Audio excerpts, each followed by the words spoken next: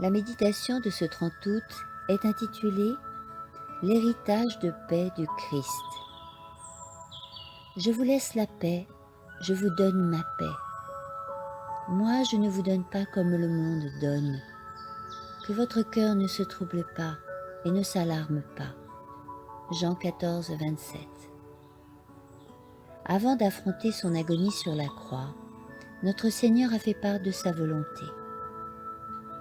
Il n'avait ni argent, ni or, ni propriété à léguer à ses disciples.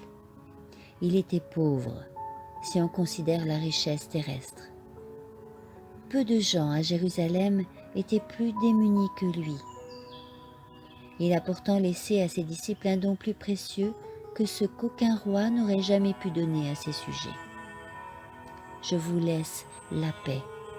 Je vous donne ma paix. Il leur donne la paix qui a été la sienne pendant toute sa vie sur terre, dans la pauvreté, le mépris et la persécution. Cette paix l'accompagnait aussi sur la cruelle croix, pendant son agonie à Gethsémani. La vie terrestre de notre Sauveur, bien que marquée par le conflit, était une vie de paix.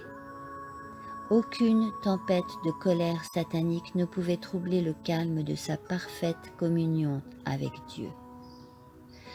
Prendre au mot le Christ, lui confier la garde de son âme, ordonner sa vie à sa volonté, c'est trouver la paix et la quiétude.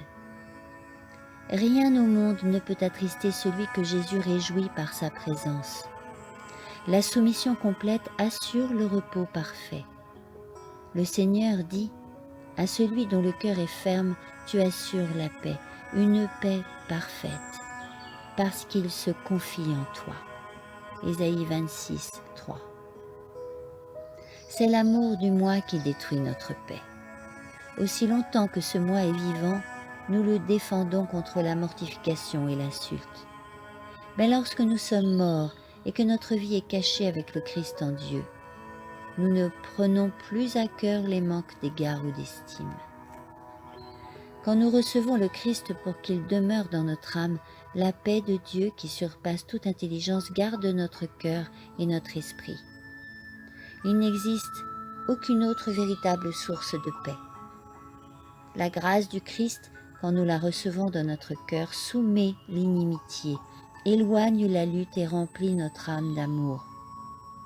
Personne ne peut rendre misérable celui qui est en paix avec Dieu et avec ses semblables. Le cœur qui vit en harmonie avec Dieu participe à la paix céleste et répand son influence bénie tout autour de lui. Amen.